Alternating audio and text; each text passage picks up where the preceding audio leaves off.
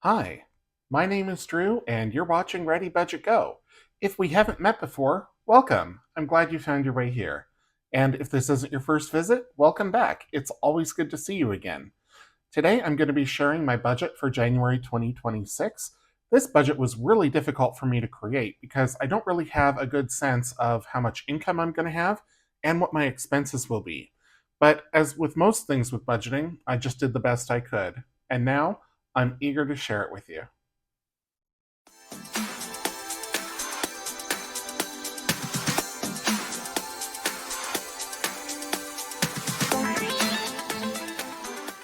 Before I started planning the January budget, I did a quick review of my goals because I have a lot of them in 2026 and I want to make sure that everything that I'm doing with my money gets me toward meeting one or more of these goals.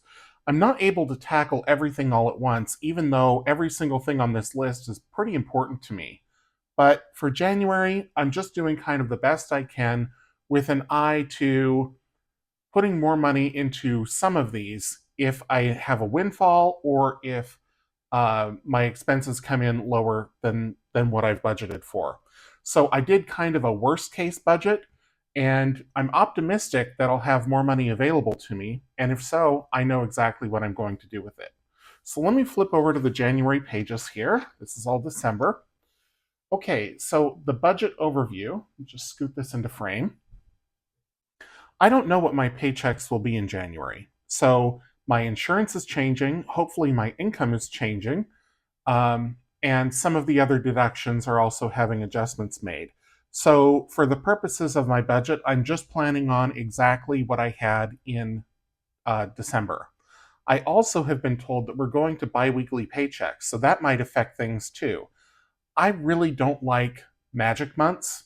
I would rather have the same income every month throughout the year. That's just me. But I just have to adapt to whatever the new payroll system will be. So for right now, that's what I'm planning on, along with my usual cell phone reimbursement, for a total of about $6,100 in income. For bills, I list out all of the bills that I have every single month first. These tend not to change, or at least my plan for them doesn't change. There is fluctuation in the water, sewer, garbage bill. There's fluctuation in the PUD bill, which is my electricity. Everything else is pretty well consistent. And then I have all of the non monthly bills that are coming due. So in January, my Amazon Prime will renew. I don't know exactly what date, so I put it on the 15th, and I think it'll be about $154 with tax. Then I have to pay for 3 doctor office visits that I had in December. So I have 2 specialists, and I put those in at 400, and one to my primary, which is 200. Now, those aren't going to be the exact amounts, but I don't have the explanations of benefits yet, and I don't have the bills yet. I am very close to meeting my insurance deductible for the year, so I think these numbers are higher than they will be, but I don't know. So I've just planned for, again, the worst case scenario. For prescriptions, I budgeted $100. I had originally budgeted $300 because I wasn't sure what insurance I would have, and I wasn't sure how many prescriptions I would need because I was going to see all these doctors. So I put in 300 for January in my recurring planner, but I think 100 should be enough. If not, I will pull money from another fund to cover the shortfall. I have no problem doing that. Wallet spending, I'm taking this back down to $250 a week from $300 in December. I'm really hoping that I can stick to this in January. There are 5 weeks, so that means I am shelling out $1,250. Wallet spend is anything that is a variable expense that I don't plan for in my bills. So this includes food, this includes eating out, entertainment, any of those discretionary categories goes into this, with some exceptions. In 2026, I will start to use sinking funds. I didn't do that in 2025 because I figured I could cash flow most things on a monthly basis and I would have an idea of what I would need and when. And for the first half of the year, that worked pretty well. The second half of the year, the wheels started to come off a little bit. So I'm going back to sinking funds and I will be starting those, and that is planned here. So stockpiles, part of that is sinking funds. Part of that is a long-term accumulation of money for a specific expense. In other words, that is for like the big move that I've been talking about, where I want to move to another state and I need to stockpile money to pay for that, and some other longer term goals.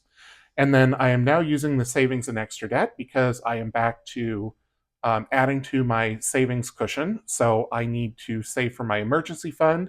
I need to replenish the blip fund because I took it. I took all of the money in there. And I also need to contribute to my Roth IRA again starting in 2026. Now, as we move into the next page, I will show you where everything is going. So the wallet spending, I didn't finish filling this out. So this is going to be $200 a week for a credit card, $50 a week for cash, and that's every single week. So I will get that complete. But over here in the stockpile section, and this also includes my savings because I kind of combine those when I'm looking at how I'm going to allocate everything. The big move is going to get $150 a week.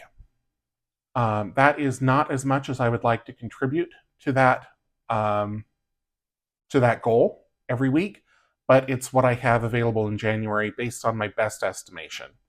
If I have additional money left over in January, I may very well plow it into the big move because I really want to make sure that that money is available by the time that spring gets here so that if I am ready to relocate, I have the funds to do so. Sinking funds are going to get $100 a week, and that will be my Monday night videos. So Ready Budget Game will now transition over to being a sinking fund video, and I will explain in more detail how that's going to work once I get the first video out in January. Emergency fund is going to get $50 a week, and the blip fund is going to get $50 a week, and those will continue until they are fully funded. So the emergency fund, let me flip back to the goals sheet here real quick. The emergency fund needs $15,000 in it. I have about $12,000 in it, a little over $12,000. So I need about $3,000 more. Am I going to get there $50 a week in a year? No. So I'm going to need to find more money somewhere, sometime to bump that number up as well. But I also have the big move, and once that is fully funded, I'm no longer saving for it or stockpiling for it. So I can reallocate the money that I'm putting toward that now into other goals. And then we also have the blip fund, $50. The goal there is $2,000. So $50 a week, I will be able to get there in a year. But again, hopefully that will also come along quicker because I also need to start contributing to my Roth IRA. So lots of goals this year, lots of competing priorities, and I'm managing those as best I can. Okay, so that is it for the cash allocation. Cash flow tracker, this is basically like a check register, so this won't start until the month actually starts, but I print one out every single month.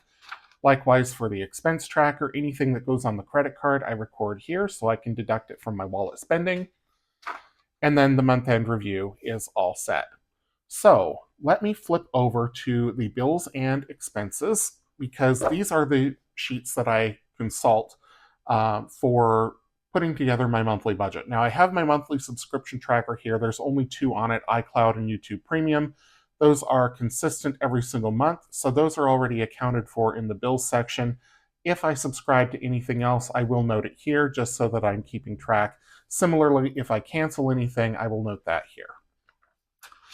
Yearly subscriptions. So this I look at every month to see if there's any annual expenses that are coming due. So Amazon Prime, due in January.